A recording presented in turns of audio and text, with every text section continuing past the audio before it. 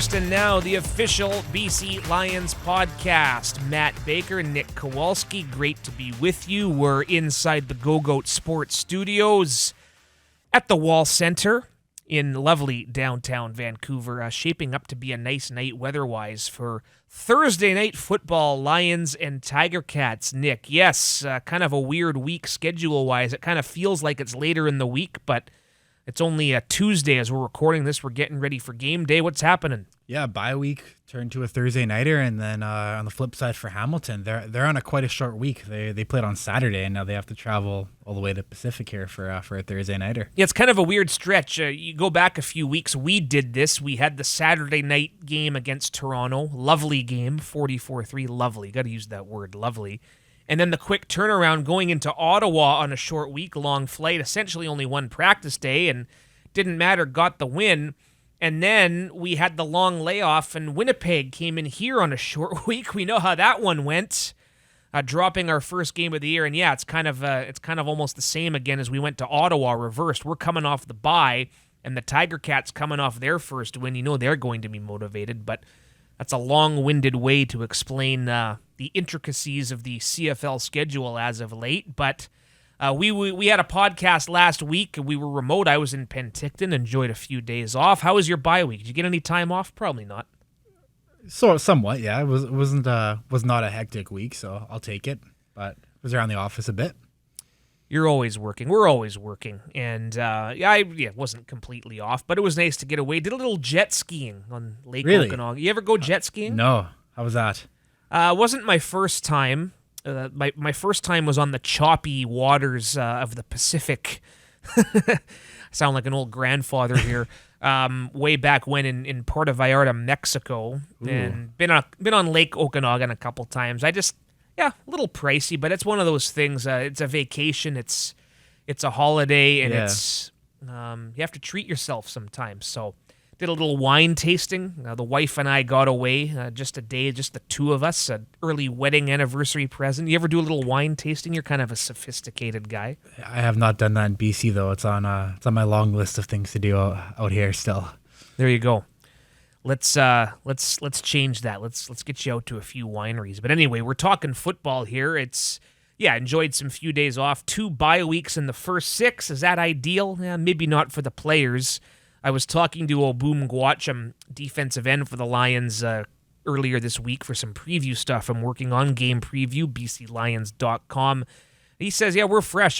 I would have played last week, he says. We wanted to sort of get past that loss to Winnipeg, but hey, all you can do is go by the schedule that you're given, and for whatever reason, the Lions are in this predicament, if you want to call it that, having 2 bye weeks before some teams even have 1. But we can't really control that. It's all about this Hamilton team, and we've talked about the Tiger Cats, and we'll go around the CFL before we're done here on this episode of First and Now. This Tiger Cat team, they've been kind of my disappointment, my surprise disappointment. Clearly, they're not as bad as their record. They showed that, although it wasn't pretty, eking out a 25-23 win over Ottawa. I thought they had that game won and lost a few times toward the end, but this is going to be a nice little test here. Yeah, I'm quite high on Hamilton, and I have been all year despite their 1-4 record, and before that a winless record. But I think they're a team that I think people forget that they were winning the Grey Cup last year in the fourth quarter, and then they ended up kind of choking that game away as well. That's kind of been the story of their season a bit so far too this year. But I mean, if Dane Evans and the offense figure it out and they're not turning the ball over, they're going to be a very tough out on Thursday. Yeah, you and I were both at that Grey Cup last December. Still funny that we had a December Grey Cup, but nothing was normal about last year. And that was, and we're going to get into this with our guest this week, Louie Butko, goes by Louie B from Ticats Audio Network, will join us here in just a few moments. But that was quite the environment to be in when the hometown Tiger Cats lost. You could hear a pin drop walking out of that place. I know you stuck around and did some video content, but I kind of bolted out of there because Moj and I wanted to catch the shuttle back to the hotel before it left. So we're kind of like, we're out of here. Let's get to the FRC suite and start cracking open some beers. But yeah, this is clearly a team that probably Grey Cup or bust at this point for this group. I know they've made the change at quarterback full time, but some veterans that have been there for a long time. Dane Evans at quarterback, Simone Lawrence on the 6-game injury list, but guys like him, Jamel Roll, Dunbar, Thomas Erlington, or whatever running back they're going with on any given week. This is a group that they've stuck with for a long time, and I think that win, I hate to call it a must-win this time of year. I think that was essential for them to avoid going 0-5. 100% too, especially with Ottawa not having Jeremiah Mazzoli. Us CFL lovers got robbed of that Mazzoli-Dane Evans match, which is unfortunate. But they squeaked one out at the end there, and they're in the win column, and that has to be huge for the confidence of the team, especially, I want to ask Louie about this too, but Dane Evans, who was self-admittedly going through a lot of mental stuff in terms of the fumbles or the late turnovers in the early games this season. So now that they have the one win to their name, I imagine that's going to do wonders for Hamilton, and they pretty much got their swagger back now. Even though they're 1-4, I imagine that they're feeling more upbeat in that locker room these days. Dane Evans leads the Ticats in rushing. I think that's more of a product of them not really going with one feature back or the other, but this is a guy that can make you pay with his feet. He can throw a deep ball. Here's a little nugget for you. Nathan Rourke, Dane Evans, responsible for the 2 highest single-game passing totals this season. Of course, Nathan had the 436, the Canadian record against Toronto. Dane went for 425 in that loss to Calgary back in week 2. So this could be a high-scoring one. 100%, yeah, and he threw for another 340 last week, I want to say, yeah, and ironically wasn't getting 100% of the quarterback reps too last week. They were throwing in Matthew Schultz, and something I found really interesting in this game too is that they ran a couple plays on offense. Tommy Condell definitely was taking advantage of this 2 quarterback rule that's been implemented this season, but they were running plays where Dane Evans was a slot back, getting handoffs, and then throwing the football after it. Exactly like I just said. It sounds kind of bizarre to hear it that way, but that's what they're running at with pretty much 2 quarterbacks in the field and using both of them pretty effectively against the Red Blacks in that win last week.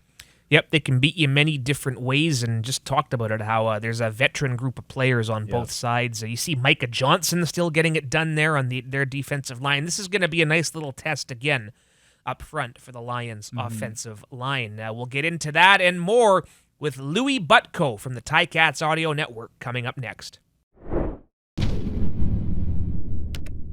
And off to Steel Town we go. In fact, he is at Tim Hortons Field as we speak, covering the Forge FC and FC Edmonton. By the time this podcast is available, I think the match will be over, so you can look up who won online. But Louie Butko from the Ticats Audio Network does a great job there hosting segments. And Louie, it's great to talk to you. Quick chance to quickly promote Speaking with the Enemy, your weekly segment you do with the opposing team. You have a very insightful fellow on this week.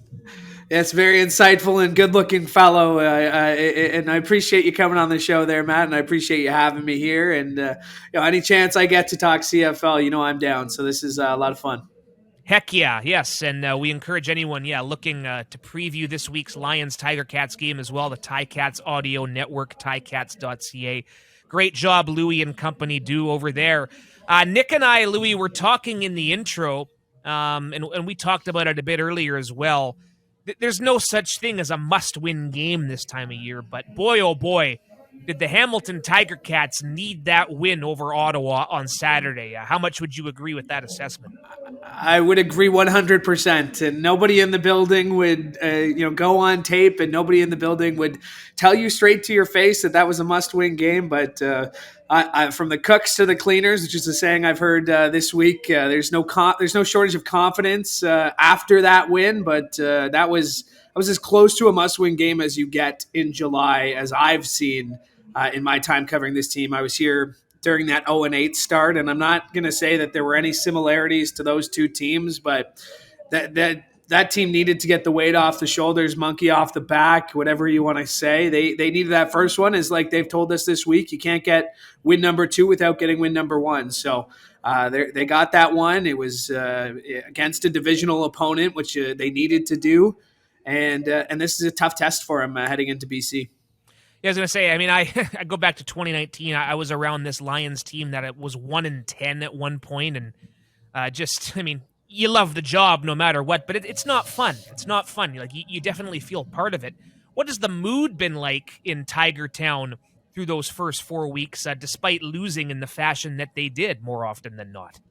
Yeah, I mean, it never got down. It never got negative. It was always we're looking forward. They weren't focusing on the little things that didn't go well in the games that they played. So the mood never really got to the sense where I looked at it and thought, oh no, the wheels are definitely going to fall off here. And I think that really starts from the top and the calming influence that Orlando Steinauer has within this organization. You know, he got a promotion this year as president of football operations, got more responsibility, more expectations, I think, too. And I think it's easy to forget for some people that this is only his third full season as the head coach of this team. So he's really, I don't want to say he's learning as he goes. He's been to 2 Grey Cups.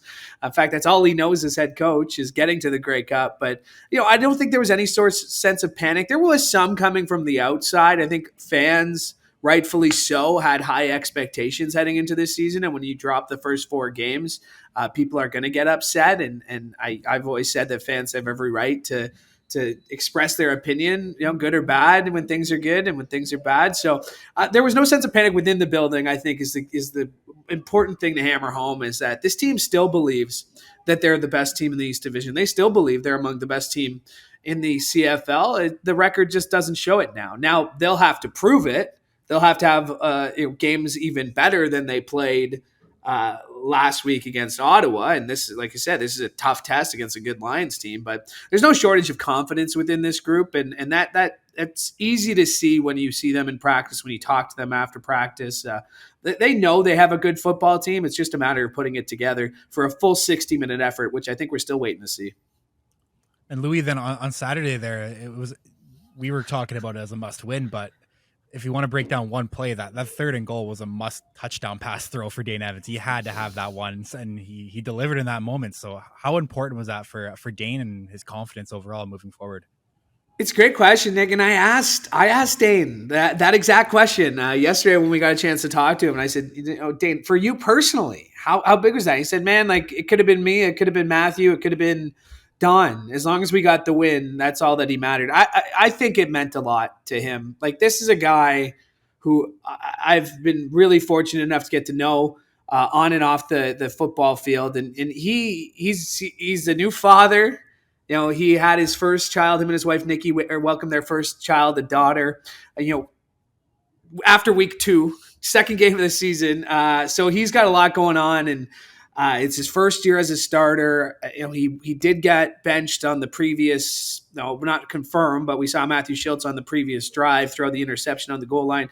So I think he really needed it for himself. And I think the team, I don't think they needed to see it, but I think there was a sense of, okay, he's our guy. And for Dane, knowing that Matthew Schultz is an experienced CFL backup and is waiting for his moment, I think he knew he had to go out there and really have the drive that he did. And it paid off for him. He was named a CFL top performer. Outside of the fumble and outside of a couple of plays, I think he was the best player on the Ticats field last week. So I think he needed it. But, you know, like you said, they got the win. And that's what he cares about. That's what this team cares about the most. Mm-hmm. Course, yeah. And then in terms of his weapons, I mean, he's found a pretty good chemistry with Stephen Dunbar this season. A lot of targets, and then, in my opinion, the catch of the year on Saturday. So, as Dunbar's strong emergence, has that surprised you at all this season? No, not really, because we really saw glimpses of it last year, and him and Tim White and Pappy White, who's unfortunately hurt on the 6th game. They were rookies coming into last year. Didn't know the CFL game. We're getting used to it. We're learning it on the fly. You know, we were talking about a receiver group last year that, you know, Braylon Addison, Brandon Banks was coming off his MOP season, you know, the season prior in 2019. So nobody really knew who these guys were. And going into this season, I asked the OC, I asked Tommy Condell, and I asked Coach Bradley and the wide receivers coach, you know, were the expectations going to be raised for those guys? And they said yes, because they know the league. And for Dunbar to come in and do what he's done, and that catch aside, he has been, like you said, one of the most reliable receivers for Dane Evans. And I talked about it with him today, actually, where it's been talked about how he brings the swag offense or to that receiver core. And I had to find out what that swag was. And he says it's just a quiet confidence. And it really defines what that Ticats receivers group is. Yes, it was Dunbar making the big catch. And yes, Dane has 100% trust in him. That could have been Turnowski. That could have been Tim White. It could have been Braylon Addison. We saw Braylon Addison make that great catch in double coverage to set up the eventual game-winning touchdown by Tim White. So there's a lot of trust in this receiver group, and I think that's one of the most frustrating things that came through the first 4 games is we didn't get to see it. We didn't get to see that chemistry that Dane has with these receivers, whether it was the struggles on the offensive line, whether it was the struggles protecting the football. Last week gave a really good indication of what this receiving group can do, and I think they have a lot of momentum to build on heading into this Thursday game. We've talked about the quarterbacks, and it's funny. I was chatting with Steve Milton the other day, Louie, and I lined him up with Nathan Rourke because, of course, Nathan Rourke played some high school ball at Tim Hortons Field just a few short years ago. But it's kind of unfortunate we're not going into Hamilton for that reason this year. But anyway, what other matchup intrigues you here this week? Oh, that's yeah, I mean, I want to see what the secondary does. Like the Ticats defense, Ticats secondary against the BC Lions and Nathan Rourke and the receivers that they have. And I'm not sure if I can pin down an individual matchup just because there's so many weapons across both sides of the football, right? I mean, Nathan Rourke can look left, he can look right, he can look middle, and be faced with a very difficult matchup in the Ticats secondary. I mean, Alden Darby is a Grey Cup champion. He is, again, one of those players who doesn't lack confidence. Tunde Adeleke is a general out there. So I really want to see how, the receivers attack the Ticats secondary and how that's kind of a chess match that's always underrated, I think, on the football field and how right. Nathan Rourke is going to go through his reads and where he's going to try to find vulnerabilities and where the Ticats are going to try and find vulnerabilities in Nathan Rourke. So there's been a lot of tape studied this week. It was a short week for the Ticats, just the 2 times on the football field, having played Saturday. So that's, I think, the one matchup that I think is going to define this game is if Nathan Rourke can find those holes and can exploit matchups, even on individual plays, that might be the difference, especially if we're talking about a game that I think is going to be a lot closer than what Vegas currently has it as. I believe last time I saw it was a spread of 7. I think it's going to be a lot closer football game. This Ticats group is confident. They don't want to lose any of the momentum that they got, and they're going into a lot of games against their own division coming up, 6 straight. So I think this is a good opportunity to get one of those games from earlier in the season where you went 0-3 against the West Division. This is going to be a good chance for them to get maybe a game back from that. And 2-4 through the first third of the season sounds a whole lot better than 1-5. So I think the Ticats are going to be looking for momentum, and I think it's going to come down to just a couple of yards. And that's why I think the secondary receiver matchup is going to be a big one here. Yeah, I'm with you. I think this is a fourth quarter game. I think this gets decided late in the final few minutes. 7. I mean, that's not that bold of a statement, Matt. Let me just say that's not that bold of a statement in the CFL, especially the games we saw last week. So that's not a huge bold statement, but I agree. I think this game, we've only really had the one close one this year that was in Ottawa, game number 3. So I'm not expecting every win to be as lopsided as it was against Edmonton and Toronto. Believe me, I think this is going to be there's going to be some punches traded in this one, but wanted to go ahead. And these games are always classic, right? I mean, it feels like the Ticats going into BC, it feels like the last 5 years, every time it's been a game that, like you say, has either gone to overtime, has come down to a final kick, or comes down to something. So I know the Ticats love going out there, as they should. It's a world-class city, and you should get to enjoy every second of it. But when the Ticats go to BC play, something always happens, doesn't it, Matt? Yeah, indeed. Absolutely. Extend your PVR recording for those PVRing it. That's the advice we'll give. We talked about the mood amongst the players. What about the fans, Louie? I mean, both Nick and I were at that Grey Cup last year in December and was looking pretty good there until the late stages. And walking out of there, the fans were just crestfallen. We know how championship starved they are, but what's been the mood amongst the fans through 5 games?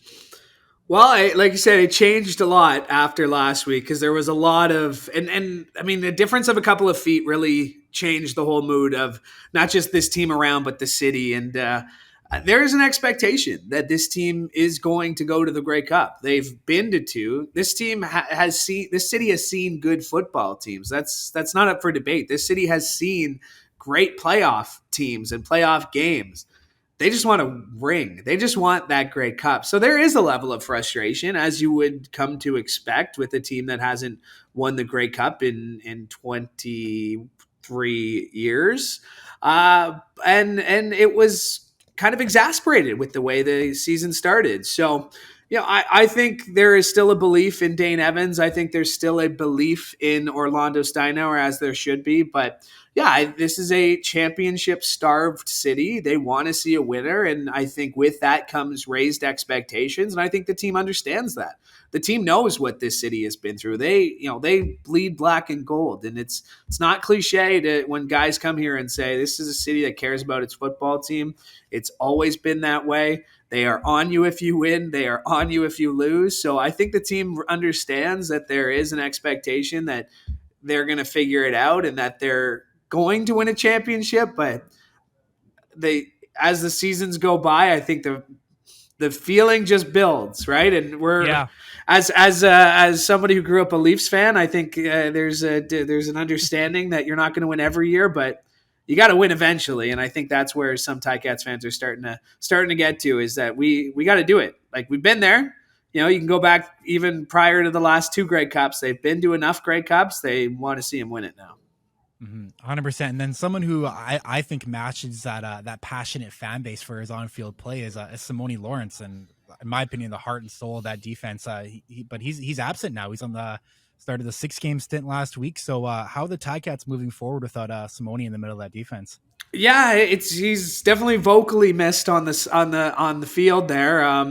They're really excited about Kyle Wilson, and that's not to say that Simone Lawrence won't be missed at all. But 6 games, they're expecting he's going to be ready to go after that. And it was a groin injury. It was unfortunate. It was on a great play that he made in practice, kind of reaching back to make a huge interception in practice. But they're really excited about Kyle Wilson, and they have been for a while. And even through camp and through guys I've talked to in that front seven, they've been really excited about what they've seen from 15. And I think I don't want to say Simone wasn't missed on Saturday, because I don't think that's true at all. I think anytime you can't get a player like Simone in the lineup, he's going to be missed. But Kyle Wilson didn't miss a beat, and he's not the same player as Simone. He's not built the same way, but you didn't really see a noticeable hole on that weak side. You didn't see Ottawa going after that spot any harder. So I think they're going to miss Simone Lawrence for sure. It's nice that he's still around the team. He's still on the sidelines. He's still raw Simone Lawrence. I'm sure he'll talk a little smack too. But I think when it comes to the spot on the football field, I think they're really confident in who they have there, and Kyle Wilson, and with Jovan Santos Knox and Cameron Kelly, and I think they're confident with who they have in their linebacker group. But for sure, Simone's going to be missed for as long as he's out. Mm-hmm. And then Matt and I are talking about just the group that Hamilton's had here for a long time, and running it back with the same group because they know that it's a talented one, and they're very close to a championship. But someone who's jumped on the scene this year, I've been impressed by really from week one. There was Lawrence Woods in the return game. I mean, he's brought one back already. Probably should have had another one last week, but was he someone that really from training camp was kind of standing out in the return game and ran away with that job? Yeah, absolutely. He was somebody who the Ticats were excited about in that spot right away. And, he went to Truman State. He had, I think he's the all-time leading all-purpose yards at Truman State. So he's somebody who, even in training camp, week 2 against the Argos in Guelph, he had a return in that game too. So he has really been lights out. And I talked to Craig Butler about this today, the special teams coordinator of the Ticats, and what he brings to the football field. He brings it on both sides just as equally. Like when he's on coverage, and you don't normally see this, you don't normally see your return guy also play on the coverage side, but he plays both at 110%. He's a smart guy. He understands the game. He sees moves, 3 moves ahead. Definitely, wasn't expecting a breakout year like this. I thought he would be a contributor. I thought he might be able to have some good games, but as we mentioned Steve Milton, he brought it up today. He's second right now in all-purpose yards in the CFL, and out of the top 15 in the all-purpose yards category, he is the only one not to have a yard from the line of scrimmage. So he's number 2 in the category, and he doesn't have a single yard from scrimmage. It's all on return. So he's been a real bright spot for this Ticats team, and that goes for the whole special teams. I think you look at where oppositions are starting. Yes, there's been some uncertainty with Joel Whitford started the season, and then John Ryan was brought in a couple of weeks ago, but we haven't seen John Ryan yet. So there has been some uncertainty at the kicking spot, but I think special teams has been a nice bright spot for this team, that especially with the first-year coordinator and Craig Butler, and that's not saying anything about what his expectations were. I think just being said, I think special teams has been a great spot, and Lawrence Woods is obviously a huge part of that special teams. There you go. Yeah, kick coverage was a bit of an issue for the Lions against Winnipeg, so better be on their game. Yes, Louie, hey, thanks so much for doing this. Always love chatting with you. It's a shame we only see you once, but maybe we'll see you in November. You just never know, and we'll be calling on each other at that point, knock on wood, if that comes to fruition. Great stuff, my friend. Thank you. Thanks for having me. Louie Butko, yes, Ticats Audio Network. Very good. Special thanks to Louie Butko, Ticats Audio Network. That is a pretty cool setup they have there. Their whole broadcast team. It's RJ Broadhead and Luke Tasker, the broadcast team, but they have the likes of Andy Fantuz, Bubba O'Neill. We got to know Bubba a little bit at Grey Cup last December. Again, almost said November again, but very cool setup they have there. Was listening a bit to RJ and Tasker driving home on Sirius XM, all the games on Sirius XM, Canada Talks 167 as well, as the Ticats were driving, turning the ball over, get another chance, and then you thought Lewis Ward might make them pay at the end, but we talked about this being a very, very tough test, and as we go around the CFL, we hit on the Hamilton-Ottawa game already, but very quickly, had that game on in the office. We watched Touchdown Atlantic, Toronto, Saskatchewan, and kind of looked. I tweeted this. The Hamilton-Ottawa early on very much looked like a battle of 0-4 teams. With the fumbles, I would say so, but I think both of those teams are way better than their record shows. And totally, it brought for an entertaining game. That could be the Eastern Final at the end of the day. I would not right? be surprised at all. I mean, with all due respect to Toronto, Montreal has all kinds of problems. We'll talk about them, but. And we don't wish that on anybody because we've had a lot of those problems here the last couple years. But, yeah, good for the Ticats. They could ill afford to start 0-5. Yeah, and even in Ottawa's perspective, they lost, but I thought Caleb Evans was pretty good at quarterback. He had a couple interceptions that were, I know the deep ball he kind of forced in there till I believe Alden Darby picked it off, almost fielding a punt almost. But they got options now. They got Nick Arbuckle at quarterback in that room now. But Caleb Evans, I think maybe they might roll with him for the time being, just based off that performance last week, because he was driving the ball on a pretty solid Hamilton secondary and a defense overall, right? Absolutely, and Nick Arbuckle. We talked about that deal came down right before we recorded last week, so.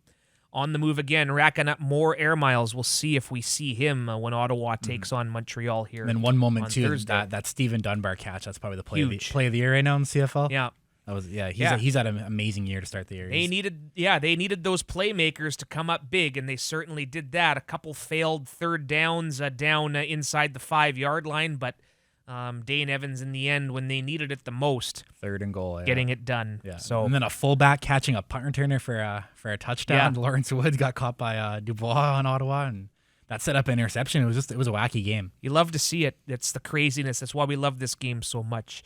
Toronto, Saskatchewan, right before that, looked like a very fun party in Atlantic Canada, and you have to think Touchdown Atlantic is back next year. We ever going to see a 10th team there? That's very much up for debate. But see, again, watching that at the end, it's like, okay, we're just never going to get help from an Eastern team here. But Winston McManus, big pick 6, and the Argos in one play maybe change the fortune of their season. Again, it's rare when an Eastern Division team can get it done against a Western team, and Toronto at 2 wins, sitting all alone in first place atop the East Division. But again, we expect that to change. This game was ugly in the warm-ups as well. Yeah, it was a physical game, the entire game too. Like not just before the game. There was obviously some a skirmish before the game involving a receiver and Duke Williams and then Shaq Richardson on Toronto there. But throughout the game, I thought it was pretty chippy too. There was a bunch of misconduct penalties, and Toronto. I thought Toronto looked pretty solid. They didn't really make any mistakes, and I think that's why they ended up winning the game. They capitalized on Saskatchewan's big mistake in that Wynton McManus pick 6 at the end there, and McLeod Bethel-Thompson was pretty sharp, and I think the CFL crushed it with touchdown Atlantic. It was a pretty awesome game. I mean, the celebrations are awesome in the end zone. You had the Riders in the boat in the end zone, and it was a fun one to watch. It looked like a good atmosphere there too. So Saskatchewan falls to 4-2. So again, always a luxury when an Eastern team can help out on the out-of-town scoreboard. Now they got Cody Fajardo's banged up for them too. Yeah. I know he's dealing with a knee injury, and he was talking about that. It's been lingering for him lately, so that's another thing to keep an eye on in Saskatchewan. Yeah, COVID's definitely as well. Yeah, gone through them, and we wish everyone in Saskatchewan quick and speedy recoveries. As of now, we don't think the game against Toronto, the rematch in Regina, is in jeopardy. But Tuesday there was no practice in Riderville, worth monitoring for sure. Winnipeg, Calgary, talk about, and you were talking about how this was maybe one of the greatest weeks in the CFL ever. Entertainment-wise, could have been. And you thought, again, missed opportunities. Calgary in their end zone. 3 chances there in the second half alone. They come away with 3 points only. Not acceptable. But this was 2 heavyweights going toe-to-toe, and you thought Calgary might make that big play in the end to get in the end zone, but Kamar Jordan loses the ball in his grasp. It gets intercepted, and the Winnipeg Blue Bombers still have to crown them the best. We saw what they did here on July 9th at BC Place, and another week where you thought, okay, maybe they're going to get a test here, and they did ultimately. Calgary is no slouch, but the Bombers, full marks for being 6-0. Zach Caleros was phenomenal yet again. Yeah, the offense was pretty solid, and they got the new weapon at receiver there, the 6'5" Ogaduzi. 86, right? He scored there, yeah. He had 2 touchdowns, both highlight reel catches too. One over Trey Roberson, who's a tall lockdown cornerback, and just pretty much mossed him essentially on that second quarter touchdown. But yeah, I thought Calgary played really well too, and then they made their own mistakes and kind of tripped over their own feet at the end there. Obviously the Kamar Jordan play, but that third down gamble too, where they had 2 guys probably could have caught the ball. The only thing is they ran into each other and neither of them caught it. So Calgary probably deserved better in that game. But yeah, Winnipeg's still undefeated here, and they're still going to be the team everyone's gunning for this season. Yeah, just very much the standard in the Canadian Football League right now. And by the time the Lions play them again, Lions will get them twice in the final 3 weeks, October 15th here, October 28th in Winnipeg to end it. Now, what implications will that one have in Winnipeg at the end? We shall see, but a lot of football to play between now and then. It's a very big stretch coming up for the Lions. We'll hit on that more next week as we're previewing Saskatchewan going into Regina next Friday night, and we'll talk more about the upcoming Western stretch. Very fascinating to see what this BC Lions team will look like coming into the Labor Day bye week when this crazy stretch comes to an end. All right, first game of the week. So my wife and I were out for a date night in Penticton, went to a brewery and had a couple of drinks and some pizza. It was very nice, sat on the patio, gorgeous Okanagan night. We had a no phone rule, right? So I'd seen that the Alouettes were up, and I'd seen, okay, Montreal's first game with Danny Machocha, the Elks they're struggling right now, no doubt, so maybe we're going to get some help here. So we have a no phone rule this night, but I get sent the CFL stats pack, and I have to send that to the coaches right away. That's one of my very, very important tasks, because apparently the CFL stats crew can't just add coaches to the email list. It has to go through the comms guys. We're the conduits. We're those guys. It's fine. It's fine. It's good to have responsibility. So we're out getting ice cream, and the stats come in. Okay, I better look at this. Let's see how much Montreal won by. Open up the actual link. What? 32-31 Edmonton. What the hell happened here? So then go home, watch the condensed game in YouTube, whatever. And it's like, oh my goodness. The turning point for me, you can talk about that Ed Gainey interception late, but before halftime, Montreal looks like they're going to go down into field goal range. Gets picked off by our old friend Adam Konar. Then the Eskimos get 3 before half. That's essentially a 6-point swing. Yes. And Edmonton ends up winning the game by 1. They get the touchdown after the Ed Gainey takeaway. But just, man, oh man. Now, we talked in the intro here about how Montreal clearly has some issues that go off field as well, clearly. A lot of stuff you're hearing as to why maybe Kahari Jones got let go, but we don't really know much about that other than speculation. But, man, props to Edmonton for gutting it out. Tough place to win, but Montreal, what were you doing? Yeah, I mean, the main takeaway had to be the discipline of the Alouettes in that one. I mean, I think there was almost 200 yards in penalties. Kenny Lawler drew over 100 in PIs himself. Yeah. And I believe I want to say over 100 yards around one specific DB on Montreal as well, too. So a very tough night for it was Wesley Sutton on Montreal that was drawing a lot of the pass interference calls. But, I mean, Taylor Cornelius looked really good, too. That's another thing for the Elks. I mean, they've had a lot of quarterbacks under center this year. They're running multiple quarterbacks under center a game right now, it seems like, too, with Kyle Loxley kind of being that Swiss Army knife on their offense. But Cornelius, he had a hell of a game, and he threw the one interception was not his fault. It was a tip ball, so his stat line maybe doesn't look that strong, and a lot of the balls that weren't completions that went for PIs, he gets no yards credit for, but they were put in the right spot in my mind. He was finding a good connection with Kenny Lawler. Darrell Walker, before he went down, too, hit Kenny Lawler for the game winner, too. So, I mean, the Elks, I think they've shown they can move the ball on offense. It's maybe a matter of can they stop opponents right now at this point. What do you do when Trey Ford's healthy now? Like, exactly, do you stick with Cornelius for now? Good problem to have, right? I'm a big proponent of riding the hot hand. At least it's one game, now. but yeah.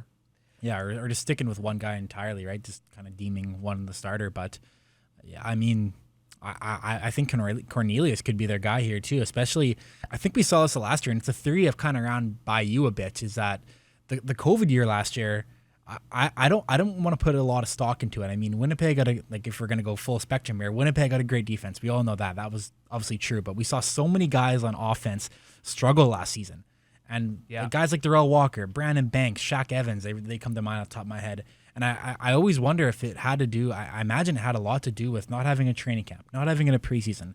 I mean, being in lockdown all season. So guys like Taylor Cornelius, who maybe didn't look so strong last year, I'm willing to maybe, jury's not out on them yet. And I think that they're proving this year that they're back and they're talented football players. And he's like the guys I mentioned, the receivers are having pretty strong years. For Banks is having a good year in Toronto, and now Cornelius and Edmonton. I mean, if he can put a string of games together here, it's got to be his offense moving forward. Look at the guys we've talked to on the podcast here: Dominique Grimes, Keon Hatcher, much more impactful. So no, that's absolutely, it's a very good point. No preseason games. Yeah, you forget that. Limited training camp, right? Very much so. Thursday night football, Lions, Tiger Cats. Obviously, we've been talking about it, but that's the second game of the week. Ottawa, Montreal. See, will Ottawa get off the schneid here, or is Montreal due for a bit of a turnaround?